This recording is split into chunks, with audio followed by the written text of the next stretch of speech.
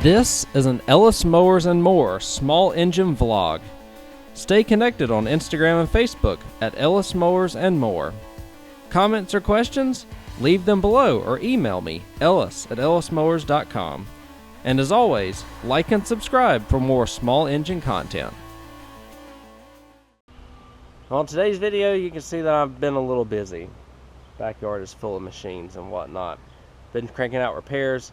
These past few videos I've just been wanting to do like quick distinction videos and busting myths type videos and pointers on machines. This is going to be another one of them. A lot of people have gotten fooled into thinking that they have a hydrostatic transaxle transmission on their lawn tractor. I've got a few examples of ones that try to do a good job imitating them.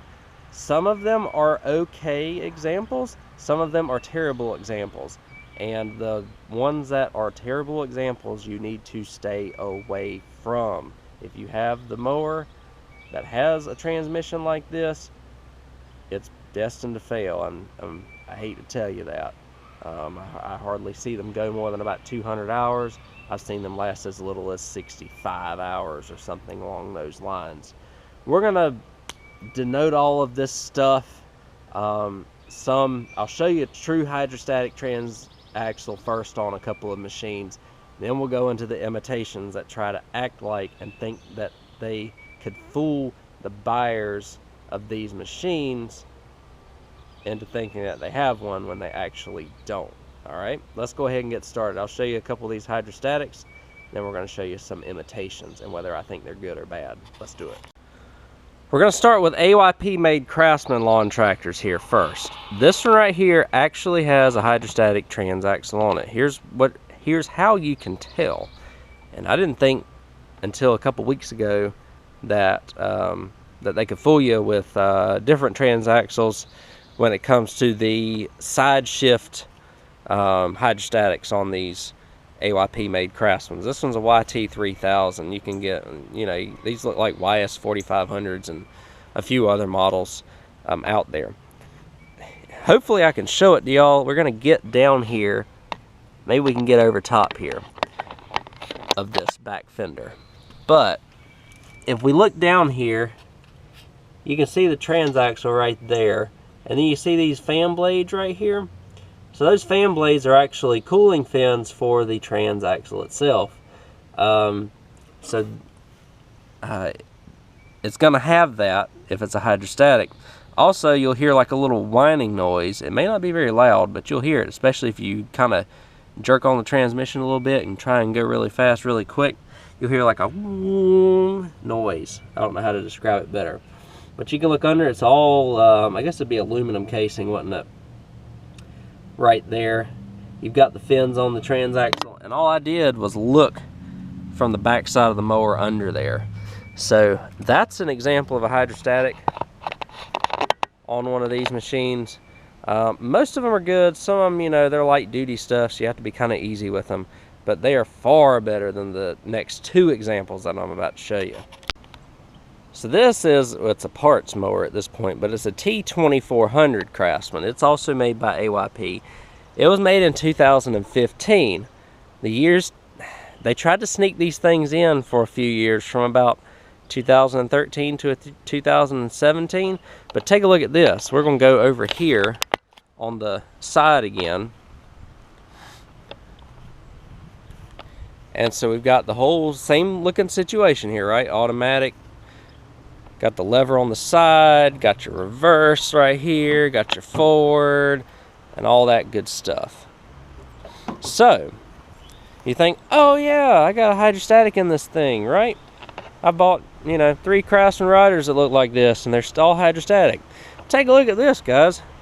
So maybe I can go back on the back side here, but we'll definitely go on the bottom here in just a second. But you see that the setup is different. There are no cooling fins on the back side of this thing, if you notice that. And take a look at this. So this is one of those, I'll get you off the tripod here, sorry. If we go underneath, look at this. This whole thing's made of plastic. Plastic casing. So what they tried to do for a few years is stick these plastic General made trans axles into these Craftsman's. The YS, or what is this? The T2400s. I think they may have tried to put them in the YTs from about 2013 to 2016. Like I said, you can denote what year your AYP made Craftsman was made by the serial number. This one was made 050615, so it goes month, day, year, 5/6/2015. Might want to be careful. These things are going to have like a whirring noise instead of a whining noise whenever they go. They stir up a little bit. It's kind of a different sound. They do go fast, but they do not last. So that's why you see a lot of these with bad transmissions, transaxles and stuff like that. Let me show you the third example that you might find of a imitation hydrostatic, especially on these AYP made Craftsman's. And pardon me, I've got to do a little bit of walking in the mess here. Busy season right now. But here's another one. Here's a Husqvarna. Here's how you can distinctly determine if it is made, or if it is a general plastic transmission or a hydrostatic. On the side here, by the model number, this says YTA24V48. If it's got an A in it, that means it's an automatic transmission, and it's one of them plastic ones. The ones that are hydrostatic are going to be a YTH. They, on the outside, are going to look the exact same. You're going to have pedals that look like this, and all of the ergonomics of the machine are going to be the exact same on it. This one right here, this is my personal mower because I got it for free. It is impossible to go from forward to reverse without slamming the pedal. This thing has 90 hours on it. It was like that when I got it. It also won't pull hills very well. You can't go up hills very fast. I can show you on the back side, hopefully, that it's got one of them plastic transmissions in it. So, and I did a hydrostatic swap on one that was exactly like this, that had 65 hours and the transmission was bad in it. Crazy, guys. So be mindful. I'm going to tell you about John Deere's next, because John Deere's have them too. So, yeah. So, John Deere next, right? This is an LT166. It's a dealer John Deere. It has a hydrostatic. LA115 in the back had a hydrostatic. I swapped it to put on another machine. Pretty decent. The LA series and the D series that have the hydrostatic in it seem to have failure points around 400 hours or so, especially if they've been used hard. But they are far better than some of the plastic transmissions. You're like, John Deere's not going to put plastic transmissions in their stuff. Well, they did. John Deere D105, John Deere E100. They're maybe the low, like, bargain level models. I had a D105 a year and a half ago. What they do is they have the forward and reverse. It's either on the right side or the left side, almost like an MTD. They're not MTD made, but they have a similar concept of having a shift, and they have a pedal on the front of them on the right side, but it's just a go pedal. It's not a forward and reverse because you shift on the fender. Those are the plastic transmission models. Like I said, D105's got them, E100s have got them. I think they finally stopped with the S series. But just be aware that just because you have a John Deere that has pedals in it doesn't mean that it's a hydrostatic. Keep in mind. Well, I'm going to show you an MTD example, which actually is not a bad example of a transaxle. A lot of people hate on MTD transaxles because of the Veridrive system and the way that they work, and the difficulty in them changing blades. They are a little bit more changing belts. I'm sorry, a little bit more difficult to change belts on, but solid transmissions otherwise. I rarely see one broke, honestly. So So I'll show you that last two examples I have over in the tent here in just a second. I'm doing engine work on this Cub Cadet, but I wanted to show you an MTD version of a hydrostatic transaxle real quick. Pedals are going to look like this, and obviously it's going to have the hydro fan in the back, just like I showed you at the beginning on the Craftsman. Same setup. You're going to have a pedal setup kind of like this, though. This is an LT 1045. I've got a Toro out there with the same setup with the hydrostatic. So I just want to show you that. Let me show you what is an imitation of a hydrostatic on an MTD next. And here's an example. This is a Craftsman LT 2000, but it's made by MTD. 21 horsepower, but it's got this pedal on it, right? Just this one little pedal right here. Forward, reverse, or a go pedal. No forward, no reverse or anything like that. Has a shifter on the side, and you think, oh yeah, I got a pedal, I got a hydrostatic. Yeah, I just use the shifter to shift it. No, that's not the case. What this is actually a Veridrive, a version of a Veridrive transaxle on these. And you can see kind of the pulley setup. You got a double belt situation. And it's just basically a different version of what they call the shift on the go. This is just a pedal version of that, basically. Same thing with this Troy built.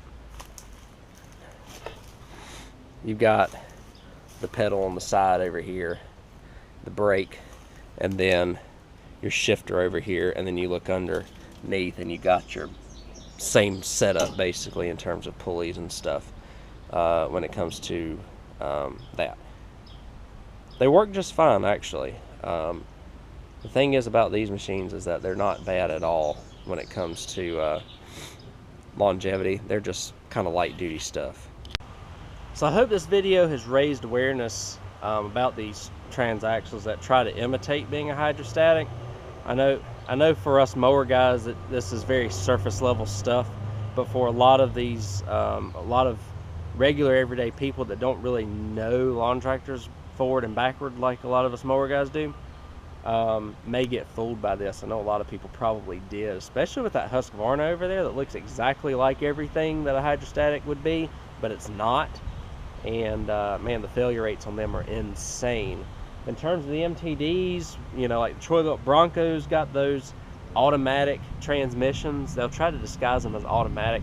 It's just a glorified Veridrive transmission. As long as you keep the right belts on them and change them when they need to be changed, they're going to last a decent amount of time, especially for a consumer grade mower. The belts are a little bit of a pain to change, but the transaxle is probably going to last you a good little while, as long as you don't abuse it.